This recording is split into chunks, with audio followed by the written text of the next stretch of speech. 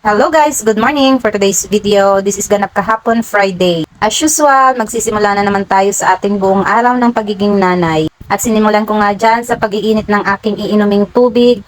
Pagkatapos ay nagsaing nga muna ako habang hinihintay ko ang kumulo. Bilang isang full-time housewife at full-time mom, kailangan talaga natin gampanan ang ating obligasyon araw-araw. At habang iniinom ko nga dyan yung aking maligamgam na tubig, ay nag-voice over nga muna ako saglit. Kasi nga sa gabi nag-e-edit ako, sa umaga ko naman siya bino-voice over. Kasi nga dahil feeling vlogger tayo, kailangan natin may mai-upload araw-araw. Pagkatapos ko nga mag-voice over dyan, ayan, kinuha ko na nga itong aking mga lulutuin na pang-ulam at pambaon ng mga bata. So naka-defrost nga yung aking ref dyan dahil nga lilinisan ko nga siya.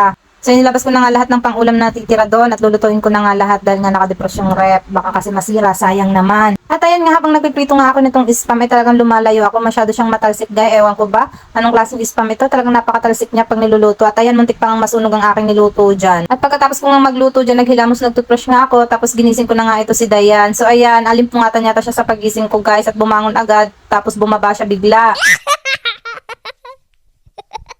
At ayan, tulala pa nga siya dyan, guys. Tapos sinandaan ko na nga siya ng kanyang mauulam. Tapos naghanda ako ng pambaon nila. Lumipat nga siya dito sa sala. Dito siya kumain sa upuan na maliit. Tapos ayan, habang binabantayan ko nga siyang kumain, ay dumating naman itong si Sir. So medyo maaga siya ngayon nakauwi. At ayan, pagkatapos niya kumain dyan, ay pinaligo ko na. So hindi ko na siya niliguan, guys. Siya ang nagligo sa sarili niya. At ayun nga, guys, struggle talaga sa kanya ang pagligo sa madaling araw. Kasi nga nilalamig talaga siya. Tapos nagpapainit pa siya ng tubig minsan. Pero minsan ayaw ko nga siyang initan, sabi ko masanay siya na malamig ang kanyang inililigo. Tapos ayun, pagkatapos ko nga siyang bihisan, ay pinuyaran ko na nga siya, tapos lumabas na rin kami kaagad. At ayun na nga, kinuha ko na nga rin itong motor ni Sir kasi nga hindi ko pa magamit yung akin at hindi ko pa nga yun napaayos kahapon.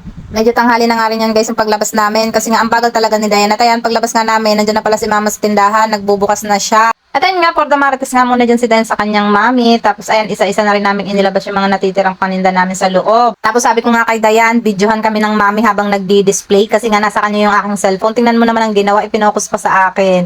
Tapos ayan, sabi ko mag-video ka para nga may pang-post ako. Sabi ko kukunin ko yung cellphone pag hindi mo kami binidyohan. Ayan, binidyohan naman niya ako, guys. Napilitan lang. At sa mga oras nga na yan, tapos na nga kaming mag-display. So, empty pa nga yung ibang lagayan kasi nga wala pa kaming ma-display. Hindi pa dumadating yung aming pa-deliver ng mga imported na prutas. Tapos maya-maya nga din dyan, lumabas na rin si Amara. At ayan, pinuyuran ko na nga siya. So, ponytail na lang ulit kasi nga napakasipag kong magpuyod. O, diba? Pagkatapos ko nga siyang puyudan dyan, pinagpulbo ko. Tapos nilagyan ko ng kaunting pabango para naman mukhang fresh at amoy mabango ang mga batang ito. At ayan na nga, for the go na nga kami. Hahatid ko na nga itong mga chikiting na ito para mabawasan ng makulit. At talaga naman, pag nasa tindahan pa sila, guys, ang liligalig nila, ang dami nilang hanash. Babay muna sa iyo, mami. At ayan, fast forward na nga, nakabalik na nga agad ako dyan. At ayan, nagliligalig na ako dyan dahil nga ito si Ate Apple ay hindi man lang nagsuklay. Diyos ko po, mamamia talaga tong batang ito, kadalagang tao na hindi pa marunong mag-ayos sa kanyang sarili.